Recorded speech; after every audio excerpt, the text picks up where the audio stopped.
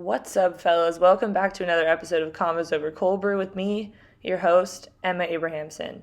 Today we're talking to my friend Lucy Bartholomew, who is an Australian professional ultra/trail runner. She's 24, so she's my age, and she's also a huge foodie, and we have a lot in common. And I thought it would be really cool to have her come on the podcast and share a little bit about trail running because it's something I don't really know much about, and she's elite. Most notably in my mind, in 2018, she took third for females in the Western States, which you guys might be familiar with.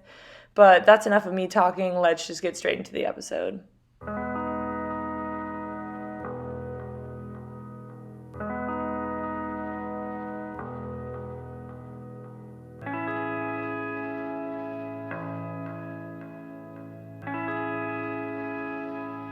All right, Lucy, welcome to the podcast. I'm excited to have you on. I don't think we've ever actually talked face to face, so it's nice to finally connect via Zoom. How are you doing? Yeah, hey Emma. Yeah, it's the first time I've actually gotten to speak to you, not through Instagram or through messages. But yeah, it's good. I'm in Australia. It's cold, but it is getting warmer and the days are getting longer. So it's the only way is up from here. That's great. It's so funny to even think about that. I don't think about that often because our days are getting shorter and it's getting colder. So we're headed into the winter. You're headed into the summer, which is bizarre. My brain can't comprehend it. I don't think I've ever been anywhere that has a change in season like that for me. It's like the opposite. So Yeah, and it's funny because I travel with the summers. So right now I would be coming back to Australia, but I would have not endured a winter. I would have been in America or in Europe. So to actually experience seasons this year for the first time in 6 years was well, you can see I'm wearing three jumpers. So I haven't done well. you haven't adjusted yet. No. Okay, to start the podcast, let's get a little rundown of who you are and what you're about. Cool. So yeah, my name's Lucy Bartholomew. I'm 24 years old from Australia. I live in Melbourne. And I run ultra trail. So ultra distance, for those who don't know, is anything over a marathon. So anything over 42.2 kilometers, 26 miles, is considered an ultra. My kind of passion and my love for it is more around that 100-kilometer distance up to 100 miles, so up to 160 kilometers. And I ran my first 100K when I was 15 years old. So I've been at the sport for 9 years now, but I'm considered still the baby and will always be. And yeah, apart from that, I love community. I love just being outside. I just love sport. And yeah, pretty passionate about kind of plant-based eating, moving your body, and yeah, I guess just kind of enjoying life. Yeah. I just can't even imagine running that long, that young. How did you get into it? Yeah, so my dad. So he ran a lot of the Melbourne marathons. He's run a lot of road marathons, and he was getting older and getting slower. And his solution to that was, I'll just go further, and then slowing down isn't that big a deal. And so we just kind of trained together. I would ride next to him, he'd run, and then as I got stronger and older, I ran. And he entered this 100K race in the Blue Mountains in Sydney, and he was terrified. And I went up with him at the age of 13. And I remember just waving him off from the start line and being like, well, what do I do for the next kind of God knows how long? And so I got all his stuff, put it in a backpack, and did what I'd been doing in training. And I just ran, and I ended up following the course, and I took a few shortcuts, but I got to a lot of the checkpoints before he did. And he was like, oh, Lucy, the hills out there. And I was like, yeah, I went up them and I had all your shit in my backpack, and here I am, gonna help you. And yeah, and at about 80 Ks, he said, you're not crossing the finish line with me, you've got to just chill out, go have a shower, and just meet me at the end. And yeah, when I finished that race, I was like, I got to find a 100K race that will let a young 15-year-old in. And yeah, I managed to find one that kind of said you can enter the race as long as you run side by side with your dad. And so that's exactly what I did. Oh my gosh, that's wild. Were you running before that, or was it just kind of whatever, just training with your dad, alongside your dad, or did you do anything competitively before entering that race? No, like I ran school cross country and school athletics because it's compulsory here, and that was kind of the 3K. And the 3K is, not a popular event, especially for females. So I was kind of like would get through to, I don't know what it is in America, but for us it was just like the regional and then the state. But I think that's not as competitive as what it is in America. And then like it was kind of like I ran because I knew I had to run, and then I played a lot of team sports, and running was the convenient thing to do, and you didn't have any friends to throw a ball at. So I was just kind of it was just the convenient fitness. But then I now just love the simplicity of it. Is that, you're doing triathlon training. That's the example of how hard and how much equipment and flat tires and goggles. Yeah, I know. I don't want to talk about it. My wallet literally hates me. It's just the biking. The running is fine and the swimming is fine. Like swimming is very minimal. I mean, I haven't even been swimming that much, so maybe that's also it. But the biking, man, like there's a reason why there's only usually older people in the sport, because you need money to do it. It's so expensive compared to running. Yeah, totally. Yeah. It's wild. So I'm curious, like, what is a typical week of training like for you? Yeah. It's not as probably as extensive as what people think. I think people look at ultra runners and they're like, man, you just must run all the time. And, one, we don't run all the time because in those distances, there's a lot of walking and you can practice that. And there's a lot of eating on the run, and it's just kind of like having a buffet in your backpack and going for a hike. We call that training in our sport. So a week for me is, Monday is always a rest day. I'm very consistent with that. And then I run about 130 kilometers. I have no idea what that is in miles. Someone can convert that. Someone can convert that. And it's just made up of easy runs, but I have been starting with this whole lockdown. We've got a bit of a time restraint on how long we can be out, so I can't do the long runs. So instead, I've just been trying to do a bit of faster stuff, and it's a lot flatter because it's just around where I live. Nice. Okay, I just did the conversion. It's a rough conversion, I think. I think it's correct. It's about 60 miles a week. Yeah, okay. Which listening to your other podcasts, I listen to some of the others, and it's amazing how much people are running. Yeah, but you're like, I follow you on Strava, and you're like running, like the elevation gain is massive compared to what normal people are doing. Like the professional road racers or track runners are not going, thousands of feet of elevation every time they go running, and for hours too. So I train off time more than distance. So I'm kind of like looking for that 10 to 11 hours at the moment. But having said that, I did get into a race. Maybe I can do one race in 2020, which is 240 kilometers. Don't know what that is in miles either. I'm going to convert it right now. That goes from the beach up to Australia's highest peak. And so I will need to increase. Yeah, I think your eyes say it all. That's like 110 miles. Yeah, yeah. Oh my gosh. I can't even imagine. Like my longest run, I did the Chicago Marathon last year. And dude, my hips are just destroyed. Like how do you run for that long? That was like the number one question I got from anyone asking on the Instagram. How do you do it? Yeah, and I have to say, I followed your build up to that Chicago Marathon, and road marathoning is very, very different to trail running, especially for your hips and your bones and your muscles, because you are moving in so many different directions with the roots and the rocks and the trees. You're constantly changing, and it's a lot more forgiving to the body. I honestly think that, Emma, you would be an amazing ultra athlete. I know that you've got Sage Canaday already kind of writing on your YouTube saying that you need to collaborate. I'm like, Sage, dude, I fall every time I run on the trails. I don't know. Yeah, no, we all fall. Just a rite of passage, I guess. It's absolutely, yeah. I think, how do you do it? It's one foot in front of the other. It's no different to road running. It's no different to track running.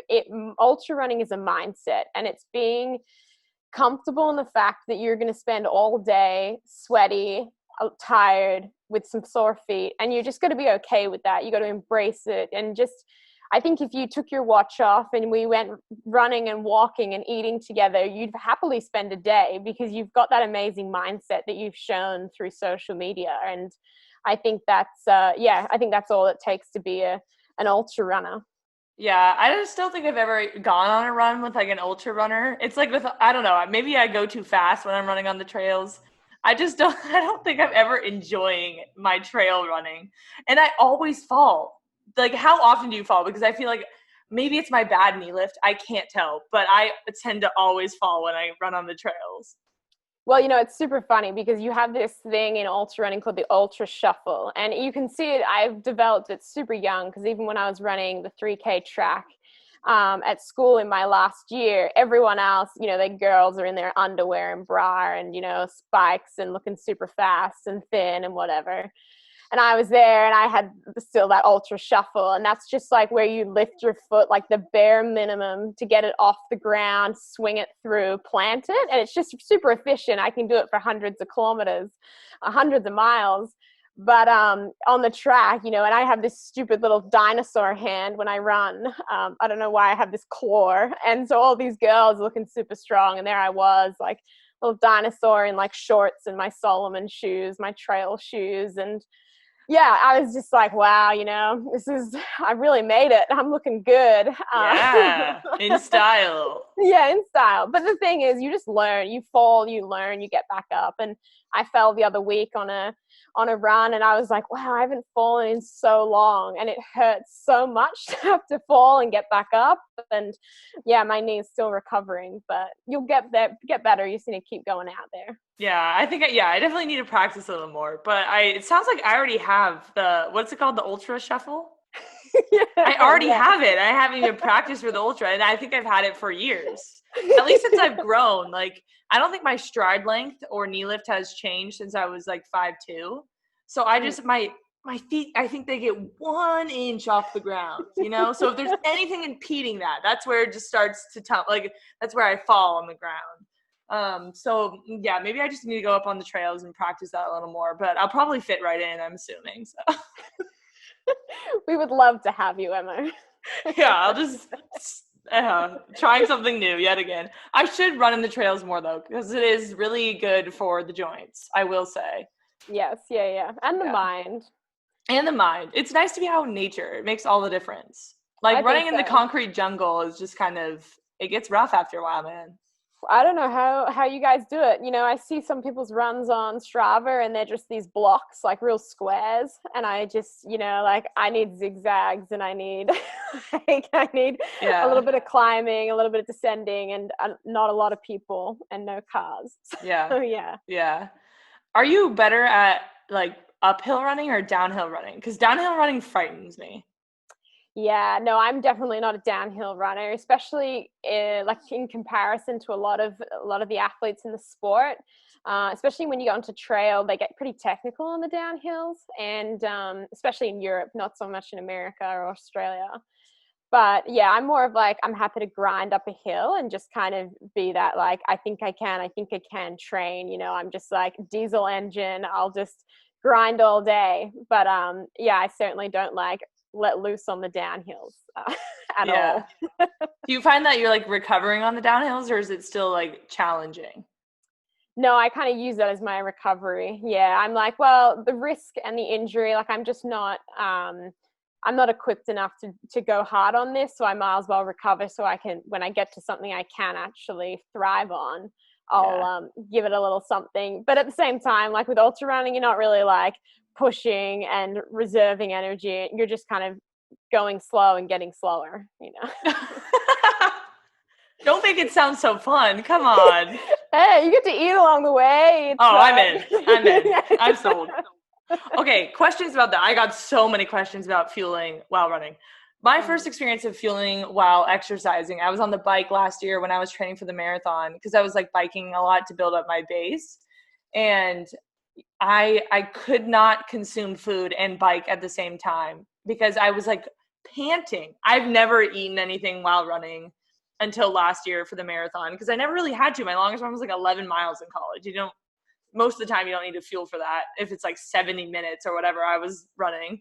But yeah, I'm like panting and like gasping for air, and it's not enjoyable. And at least it wasn't for me. But do you have any tips for people that are trying like to go longer on their runs and they have to fuel? How do you make it tolerable or enjoyable? Do you make it? Is it fun for you?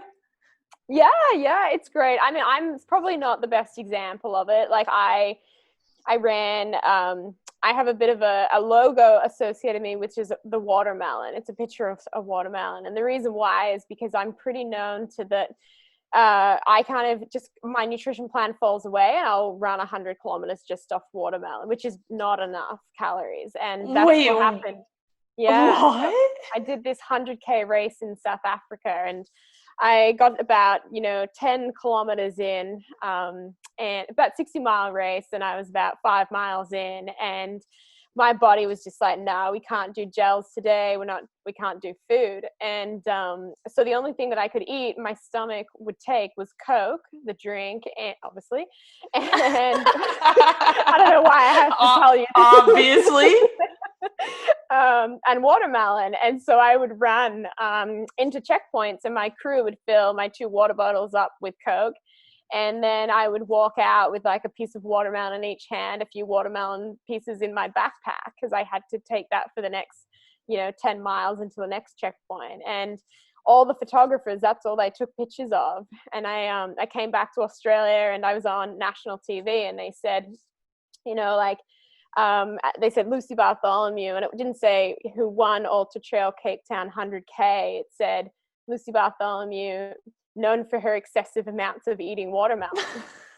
And I just had this Instagram following, just like double, and all these people were just interested in how much I ate of watermelon. And so the point of the story is you've got to find what works for you.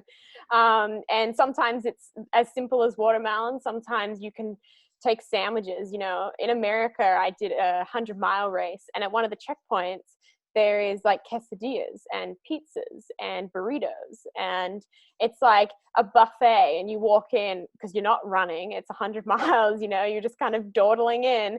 Yeah. You can sit down and have a 3-course meal. So the difference between your example and my example is that you're running so hard that you're panting and unable to eat.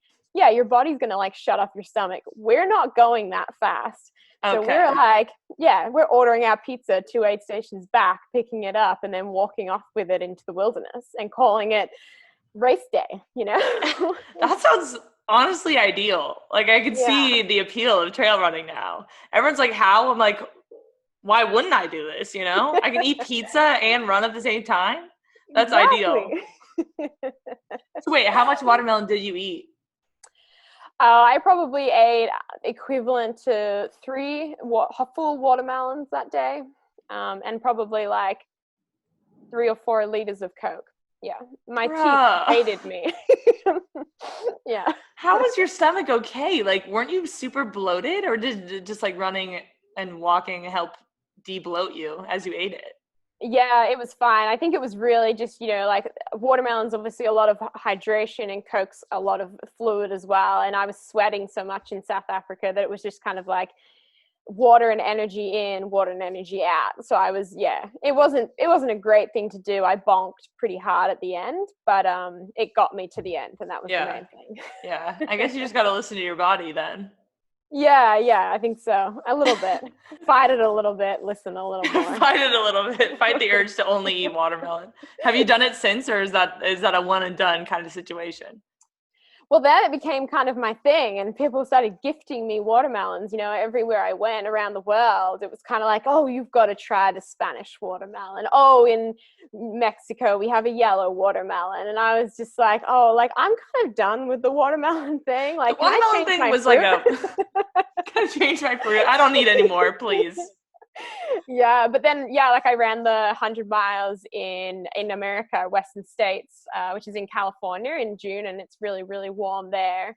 And it was kind of my fallback was watermelon, because it was really hydrating. Those canyons got up to 100 degrees Fahrenheit, and it was kind of that. And what else did I eat? Pickles were kind of my 2 things.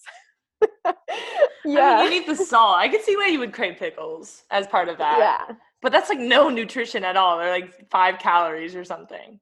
Yeah, no, so like along the way, I use Spring Energy as my gels. So they're an American based company they make like real food gels that are used with a base of rice, bananas, kind of like pureed baby food.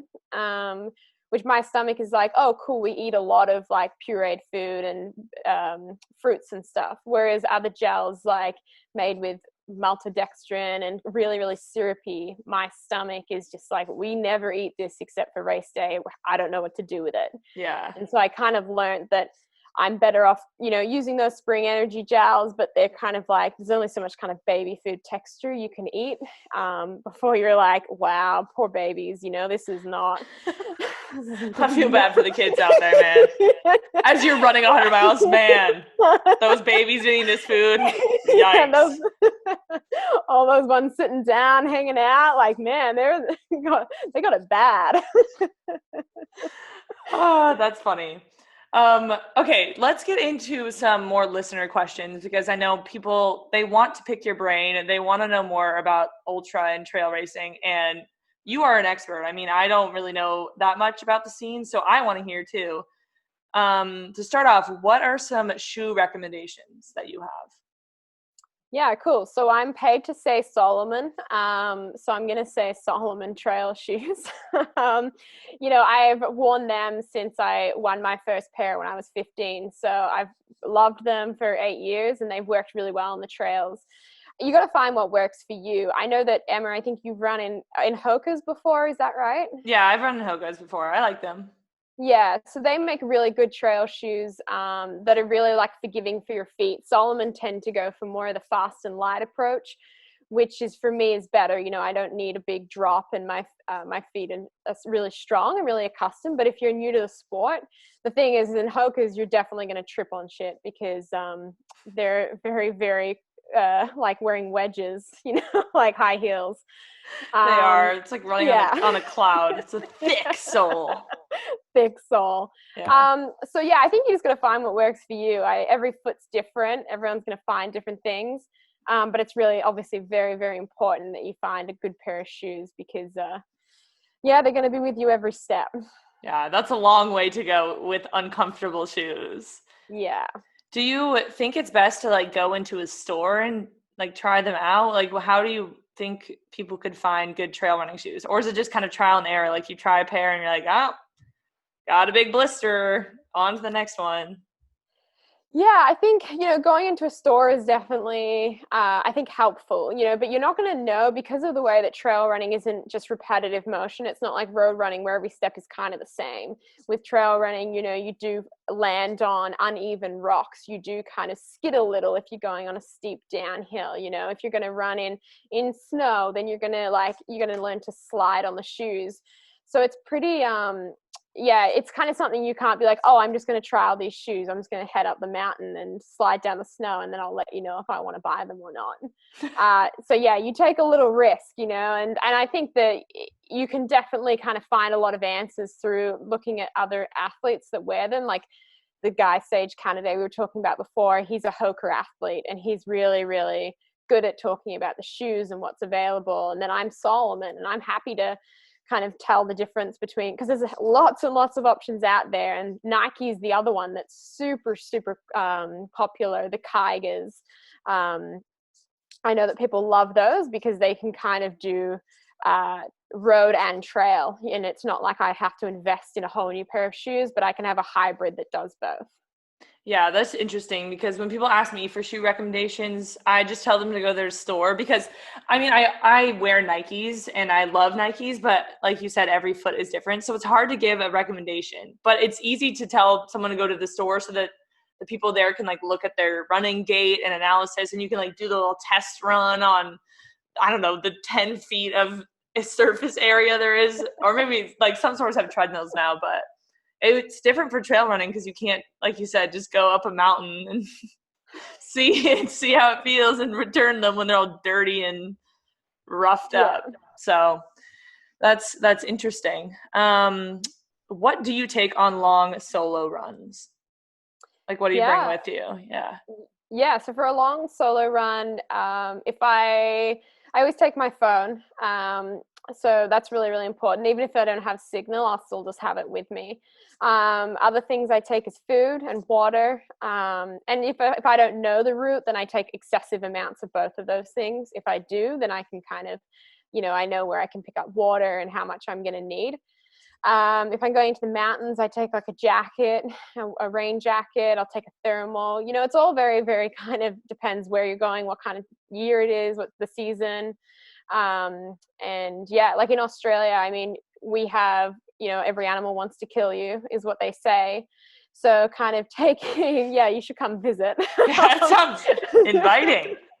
Yeah, so we have, like snake bandages, which are just, yeah, you have snakes. I don't know why we have bandages, but it's really just a bandage, but which is good in case you roll your ankle. Like there's just so much that can happen, and you're very inaccessible when you're on the trails. So you just have to be completely self-sufficient, but also have your backup plans. Like if things happen, you need to know how to get out of there and what you can do. So yeah, in my backpack, I usually take like 500 liter of water, whatever that is in your metrics. I don't know. I have no clue. I need to go back to science class. Yeah, I feel like people are going to be listening to this and being like, I have no idea what she's talking about. Snake bandage, what? But yeah, some first aid, a jacket, some food, some water, and you're pretty good to go. A map if you're going to get lost. Yeah. Man, you must be quite the adventurer. Yeah, well, you've got a backpack in this sport, so you got to get strong holding quite a bit of gear. So you kind of, yeah, you're like a little explorer. Yeah, that's pretty cool. This is a question from a listener, aka Emma Abrahamson. What is the scariest thing that you've like encountered on one of your runs or races? So in America, I ran into a bear. Oh no. Yeah, and that was it was so exciting to me, more than scary. I was just like, oh, I finally got to see one. But then it was kind of, what do I do? And that was a really, really cool but really scary experience. So that's probably my animal one. And then probably the craziest thing was I was running in Norway, and I was running down this ski slope, and I slipped onto my bum, which I knew was kind of like something you could do and people did. And I got to the bottom of the ski slope, and I could feel my leg like tingling. And I looked up the ski slope, and I saw a red blood line of the whole way that I'd just gone down. And I lifted up my shorts, and I'd severed and frozen off. I got 3rd-degree burns down to the bone of my on my ass cheek, and I ended up, but I couldn't feel it because everything was frozen. And so I just ran back to the car and went back to my hotel, and I was like, oh, it's fine, I'll sleep it off, like I'll be right. And then in the middle of the night, my leg just went like totally nuts, and I ended up like, I was so dehydrated from the burn that I took my bed cover, which was stuck to my butt, and walked to the pharmacy at 1 a.m. in the morning, which was obviously closed, and slept outside the pharmacy with my blanket stuck to my butt. And then I shouldn't be laughing. I'm sorry. Keep going. And then the pharmacist came to open up the store and found this Australian girl with half a butt cheek missing. And it took me to hospital. And are you okay? Yeah. I mean, it's one way to take a few inches off your bum. I don't recommend it, but it was probably the scariest thing. Aside from an animal or running into someone or something, having to deal with that in a foreign country was probably the scariest thing I've done. Oh my gosh. Was anyone like with you, or did you tell anyone, hey, my butt cheek is frozen off or extremely bloody? Well, I was meant to race, and I ended up not racing, and I had them, like, the race directors visited the hospital where I was, and it was just kind of like one of those things where you're just like, wow, this is so embarrassing. Like, I now have to travel to Greece to meet my mom, and I'm sitting on the airplane with like a donut cushion to lift my ass cheek off the seat with like a diaper that wraps up to my torso, and every time I need to go to the toilet, I need to like slice it down the side and rewrap. So it's like, yeah, that sounds like wow. A painful and a really bad like recovery process. Did it take you a while to recover from that? Yeah, it took me a while. I don't know if I fully have full feeling back. Like if I fell on it, I don't know if it would be certain areas. I don't think there's any nerves anymore. Um, but I mean, I went to Greece and I ended up, they were like, oh, don't get it in salt water and don't let it see the sun. And I was like, I'm in Greece. Like this is not going to be good. But I ended up going into the sea with it. And I felt like the seawater just like totally like burnt like hell when I went in, but it came out the other side. And I was like, I think this is really good for it. Okay, there you Yeah. go. You're finding what Don't works. take that advice though. Yeah. Please, no one listen to that advice. But it worked for you. But that's it. Yeah. Okay, next question. What is you? Okay, whoa, I'm all over the place. But you probably travel the most out of anyone I follow on Instagram. What is your favorite place that you've traveled? I feel like you're always on the move. Yeah, I do. I'm really home normally in Australia for about 2 to 3 months of the year. My favorite place that I've traveled to would be probably South Africa.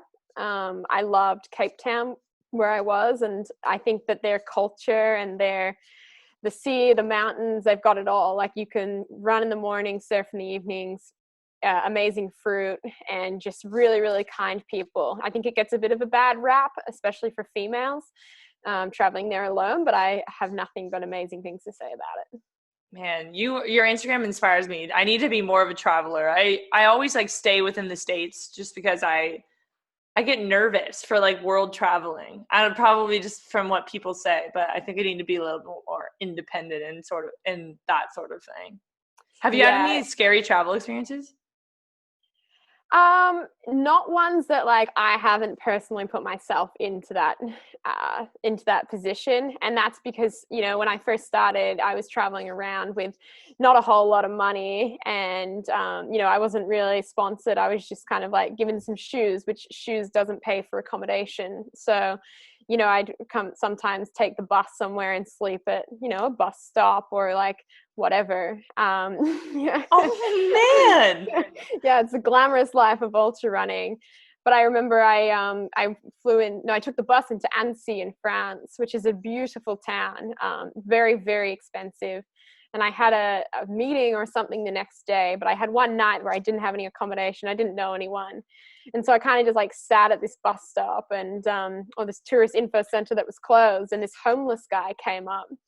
And anyway, when you just kind of you make this assumption on someone based on what they look like and how dirty their fingernails are. And we ended up sat and we just chatted, and I ended up buying him some McDonald's, and we sat there and all night, and I just felt so much more comfortable having a guy around and just kind of not being alone. And he was just kind of like, I ended up in Annecy too, and it's just I've stayed here but continued this lifestyle. And that was kind of like a real eye-opening thing of you got to sometimes give people the chance. And yeah, a lot of my experiences traveling have just been of like we create a lot of scenarios in our head which will stop us traveling and stop us enjoying these things when actually it's never as bad as what we think. Yeah, that's crazy. That's like awesome. I want to be inspired by you and that sort of thing. I mean, I am, but I want to actually take action on it and go You and need to travel come more. traveling. Come travel with me. I literally would. We should. Once Yeah, the coronavirus situation gets a little better, we'll talk more. But I definitely. definitely want to. I'm going to take you up on that. Okay, next listener question. How do you fuel before, after, and during a run? Well, you kind of already talked about during. So how do you fuel before and after? Yeah, so I mean, I don't think it's any different to running on the road or the track. I think, you just have like oatmeal seems to be kind of like the standard answer. 2 pieces of toast with a banana and peanut butter seems to be the other answer. Um, I kind of train a lot of my runs fasted. I don't eat before I run purely out of convenience for myself to not have to get up. But I'm also really aware and becoming increasingly more aware of kind of what the implications of that can be for some people. I don't seem to have the problems of, the hormones and kind of, it's an intuitive thing. And if you're just doing it because you're trying not to eat as much and you think that's better for your running, then that's a different case. I'm just I'm lazy, I'm content, and I'm fine to run for an hour or two without anything. And then after running, gosh, anything. Like, I really love a smoothie bowl. I think it's the best way to get like ample nutrients into, especially eating a plant-based diet. You're kind of just wanting to get as many nutrients as you can in, and lots of nuts and seeds and cereals, and fruits and veggies, and kind of, I don't know, I think that nutrition is something that people are so fascinated in. And I just recently released an ebook, which is on my website, of there's about 70, 80 recipes in there. And I think it's like, when I was typing up the recipes, I was like, man, hummus, that's not really a recipe. Like, come on, Lucy. And then people just like, it's just so easy to make, like, and I was like, wow, okay, like, really, we can go back. Like, let's just scale it back to the basics, and I think that, like, your recipes are amazing, because they're not using like Amazonian 70-year-old chia seeds that you need to find and source and pay thousands of dollars for. It's like, no, pumpkin puree, some peanut butter, some oats, and you've got, your fall addiction thing that you like. And I just think especially plant-based eating gets a bad rap for being either really, really expensive, really, really inconvenient, or really like non-versatile, like it's just salad. I mean, I don't eat any different than what probably Emma eats. And I just want convenience, I want cheap, I want tasty, and I want to be full. Yeah. It is crazy how people think eating a plant-based diet is more expensive than eating like the normal traditional whatever diet, Western standard American diet or whatever. But from times where I've been like mostly plant-based, it's been the least expensive, like the least expensive grocery trips, because once you just go to the basics and you're just eating basically fresh produce. I never really go organic because I don't want to spend the extra money. I like to be on a budget. That's where it gets pricey, because you can make like a vegan diet really expensive if you go for the Amazonian whatever and the all organic produce, or like the specialty products that are packaged and are marketed to you at a high price. But if you stick to the basics and you go produce, and like basically I shop in the bulk bins a lot of the time, just like seeds, nuts, oats, it can be pretty inexpensive. So I recommend giving it a shot, or just limiting the amount of packaged food that you buy, because that's where it starts to add up. I can just tell in my own grocery shopping.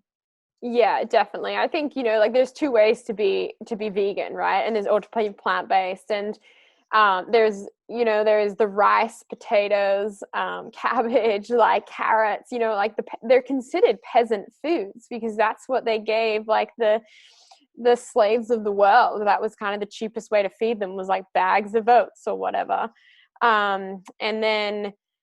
But then there's now these new things that are just like, you can have fermented falafel balls that have been sitting in Colombia for 6 years to ferment and become the best thing for you, and they're going to make you thrive. And it's just like, well, that's a load of shit. Like, honestly, I just want to eat falafels. I don't really care where how many years they've been fermenting and aging. It's not a cheese, all right? It's not going to get any better. It's not a cheese. So, it's as simple as you want to make it. It's like anything. You can make running super complicated. You can make it heart rate based and numbers based, and trying to be and all these amazing things. But at the end of the day, running is running. It's one foot in front of the other. And then recovery is the same thing. Like, people have these guns that shoot into their muscles. They have these pants that blow up around them. They have like all these things. And it's like, the best runners in Kenya, they don't have all those things. They just use their body as their tool, and they just stretch and do what they feel is best. So same with eating. Again, they're not eating the fermented falafel bowls. They're eating rice and beans most of the time. Man, I love that comparison. I've never even really thought of it like that, but it's so true. Like, especially if you're a beginner to any of it, whether that's running, eating, or recovery, keeping it simple makes all the difference, because I feel like if you overcomplicate it, you're going to be less likely to stick with it. And a lot of running and recovery and nutrition is about consistency. Like, you're not going to see results unless you consistently do it and don't give up after a week when it gets confusing or hard. So I like that comparison that Totally. you made with recovery and running. That's awesome. And go check out Lucy's ebook. Do you have a hummus recipe in there, or a falafel recipe? You have the hummus. I What about do. I falafel? do. Yeah, I do. Well, it's kind of like a lot of the recipes kind of start. It's kind of like a zero waste book, where if you make something like the dal recipe, the next kind of 3 or 4 pages a way to reinvent that, because I'm aware that like a lot of people, whether that be parents or athletes, make something as meal prep, and then by the end of the week they're like, dear Lord, do not serve me dal. And so the idea is that, like, okay, you've got a bit of dal left, you can like turn the page, you can turn that dal into like falafel burgers or balls, just by simply adding maybe like 1 or 2 ingredients, and you've got a completely different meal. And it just means that, like, yeah, you can kind of make something and be like, dal can turn into burgers, falafel balls, it can turn into a shepherd's pie, it can turn into a jacket potato, it can turn into, da da da da da. And it's just like, maybe it gives it new life every time. That's awesome. Man, I can't wait to make some of those recipes. That's going to be really exciting. For sure going to go on the food Instagram. I'm looking forward to One Crazed Foodie's cookbook. Oh, don't even get me started. Set It's it coming. here. It's coming. It'll arrive at some point. It's TBD though. We'll see. Okay, a couple more questions before we conclude. So, how do you structure your weekly training? Like, do you have a coach? Yeah, so I'm coached by an American coach, David Roach. Their training company is called Some Work All Play, and he coaches some of the best, or most of the best actually, in the ultra world.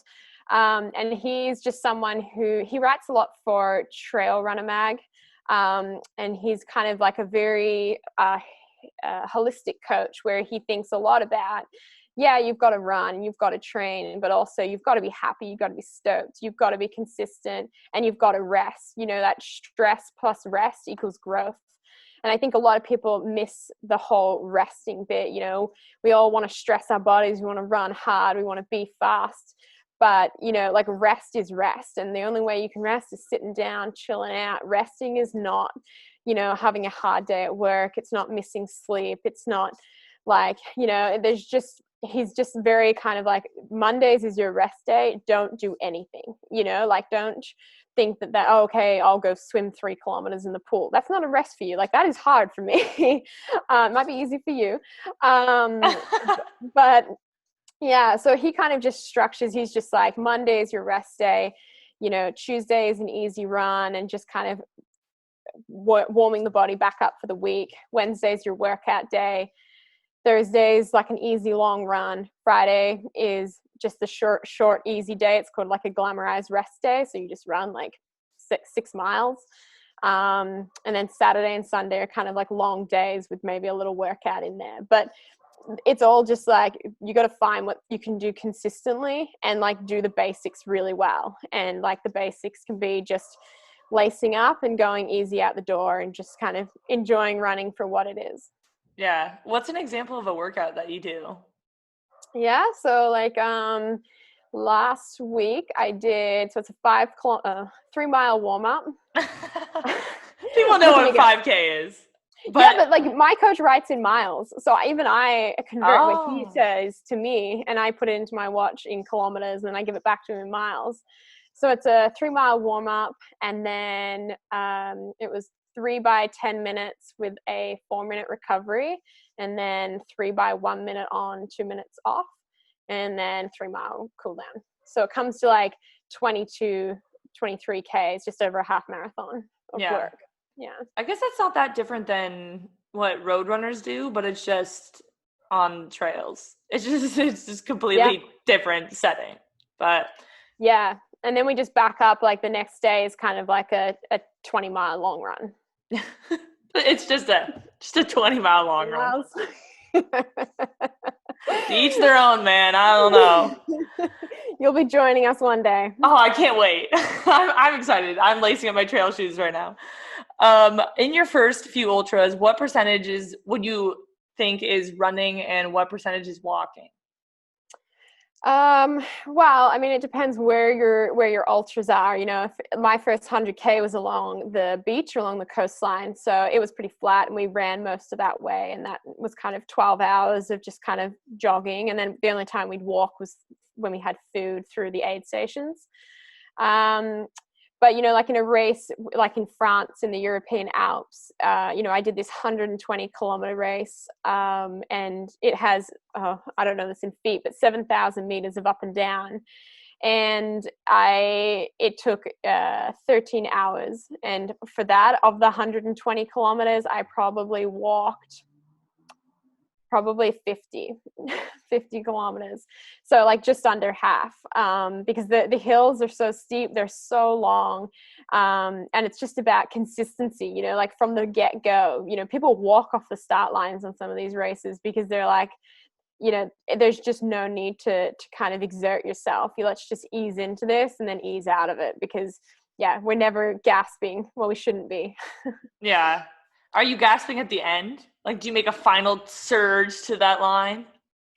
I haven't really, like, there's only been kind of like a few races where I've had to like sprint to like make up a position. I remember doing a race in Chamonix in France, and was coming down the final 8 kilometers of switchbacks, like all downhill, and I could see this little Russian. She has red hair, really bright, and I could see her switchbacking a few in front of me, and she looked so much closer than she was because of the zigzags. But actually, I think she was like a kilometer or so. But we ended up coming into town together, and the train barriers went down because a train was coming through, and she stopped for the train. I was like, I'm not stopping for a train. If I stop, I'm not going to be able to start again. So I ducked under the barriers, and then we had this little, and then she ducked under too, and we had this little fight with this like the train crossing warden being like, guys. Sorry, we're busy. Yeah, I was like, hello, we're 80 Ks done. I'm getting to that finish line. So who won? Yeah. Who won the Duke? I did. Okay, yeah, that's what we like to see. Sorry to the other girl if you're listening. She has no idea who I am. Okay, 2 more questions. How do you stay entertained or stop focusing on the pain during ultra runs? Yeah, first of all, pain's probably, you know, like there's 2 types of pain that you should be feeling and you should recognize, and that should maybe lead to you stopping or slowing or adjusting. And then there is pain of just like, wow, this is just really long and really like boring and repetitive, and like that's kind of painful in a way. For me, you know, sometimes it's music, sometimes it's a podcast. Like I think I can proudly say I've listened to all your podcasts now. Oh my gosh, I'm honored. Yeah, I have a lot of time. Yeah, you do. I think I went through like 3 or 4 of yours in one go. Just kind of kept that's a lot of my through. voice. Yeah, I was like, it's Amber again. Oh, this girl again. All right. No, it was great. Very entertaining. So kind of podcasts and music are something you can do if you really want to pull yourself out of the present moment. But for me, you know, time really does pass, and I think that's the most important thing to remember with ultra running and with probably just running in general, is like there's moments where you feel shit and things hurt and times suck and it seems like a really long way, but everything passes and everything moves on, and you know, within a few moments you can be, oh, this is the best thing ever, I love running, I'm so strong, I'm so empowered. And I think that sometimes it's best not to like plug something into your ears, but instead just to kind of like focus on where you are, what you're doing, why you're doing it, how amazing it is that you have the freedom and the ability to put shoes on and to go for this run and to sign up. You know, for me, I travel so much and I'm running in places that are so just kind of, I never thought I'd get to, that, yeah, it's just like, wow, like even if this is a little painful because it's a long way, it's still like one of the best things. And I'll look back on this and be like, wow, you know, this didn't suck because of the pain. It was awesome because of the opportunity. Oh my gosh, Lucy, you're so inspiring. You literally inspire me. I I run with music every single run. Yeah. I almost never run without music unless I'm running with a friend. But I have a hard time doing it without it. The only time I really do is during races, which is weird. I should probably train myself to not. I just love listening to music, but Really. I should experience the world a little more. I was running this morning and I ran for 10 miles and I went out and when you just like, a run's going to feel long kind of in the first few minutes, you're like, oh, are we there yet? That happened to me yesterday. And I started doing this thing. I've been doing it for a few years now, but I do it on and off where I just breathe in and out my nose. So you close your mouth and you just breathe in and out, and it really slows you down, but also makes you really focus on just kind of like your breathing. And I find it, and it's really nice because at the moment people don't really want to talk to you because of COVID. So you don't have to worry about like having a conversation with someone or like smiling at them because people's wearing masks and don't see you. And I just think it's such a nice way to kind of like really become in tune with your body because you're listening to your breath, like you're just trying to breathe in and out. You're trying to stay, slows you down. Yeah. But like, that's perfect on an easy day. And it's one of my favorite things to do, just kind of like zone in on me and just like have control over something. And then you just like looking around and you're like, this isn't so bad. This is 90 minutes of my life that is just like, just about me and my breathing, and no one cares what I do. That's so funny because I feel like the reason that I'm like force myself to listen to music. I don't force myself. I like listening to Because you music don't want to on hear my the own breathing. because I don't hear my breathing. And the thing is, I can't listen to podcasts on runs because I don't like to hear my breath. I like, my breath needs to be toned out because maybe I'm breathing too hard. Maybe I'm going too fast on my runs. I can't tell. But there's something, I probably am. Honestly, I think that's it. But I'm panting and every time there's that gap between songs and I like hear myself gasping for air, I'm like, no, next, please, next song. No, and that's the thing, right? Like, you can never do your easy runs easy enough. And I was the same. Like when I was kind of coming back into, I had a bit of a tough year last year, and I was the same thing. I just did not want to hear my footsteps. I didn't want to hear my breath. I didn't want to I was just so like, oh, Lucy, you sound so heavy. And oh, Lucy, like you're breathing so hard and you're going so slow. And I had all these judgments. And it's having that ability to change your mindset of like, wow, like I'm taking all these steps and my body is coping through all of that. And all those breaths are like, they're super, super special. We're so lucky that we have the ability and the opportunity to go and breathe hard for an hour or whatever. But I think instead of like putting myself down for all those things and being like, ugh, like Lucy, you're disgusting. Like, look at that, instead of being like, wow, Lucy, you're doing it. And whatever that looks like, in my reality and in someone else's reality, because we all think that we're breathing a lot harder than we are and that we're sounding a lot heavier and we look a little bit less professional than we should. If someone else is probably driving by going, heck yeah, look at that. That's awesome. That's so cool. I'm going to get out there. And yeah, it's just kind of, I think you should really challenge yourself this week to run without music and just kind of appreciate it for what it is. I'm literally going to do that. I'm going to go run in the trails this week and I'm going to run without music and I'm going to be Perfect. in tune with my breath, my body, the outside world, my feet. Lift your feet a little bit. Lift my feet, for sure. Okay, last question to close out the podcast. What is like your long-term girl? What's your long-term goal with running? I don't really know. I think I want to keep it in my life. I want to keep it consistent. I don't want to do what I did kind of going back into 2018, 2019, where I kind of took running for a little bit of granted and outran my love of running, which is something that I always said, like, if I ever stopped loving it, I would stop doing it. But it's amazing how you can kind of lose sight of whether you're really loving it or whether you're just, this is your routine. Yes. I relate to that very hard.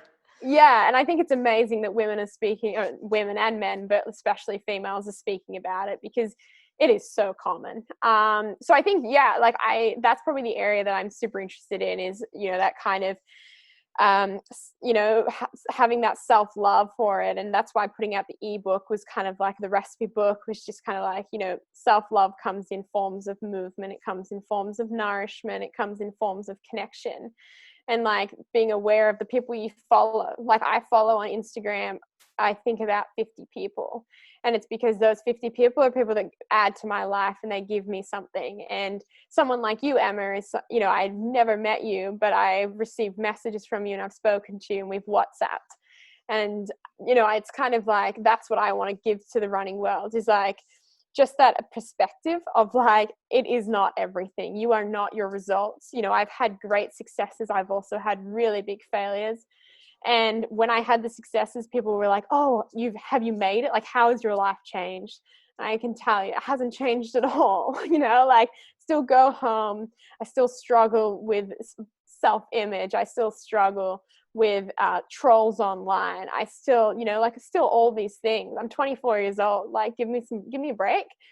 And so, yeah, I think with running, I just want to be, something in the sport that is just like, everyone just hold your horses and just realize that like running is not the thing at the top of the main thing in life. On your gravestone is not going to be your results. You got to realize that, yeah, it's a cool thing. It's a sport. It's a community, but there's so much more out there. And people like you are the good people to be following. I mean, you as well. Like, I feel like you are kind of my spirit animal.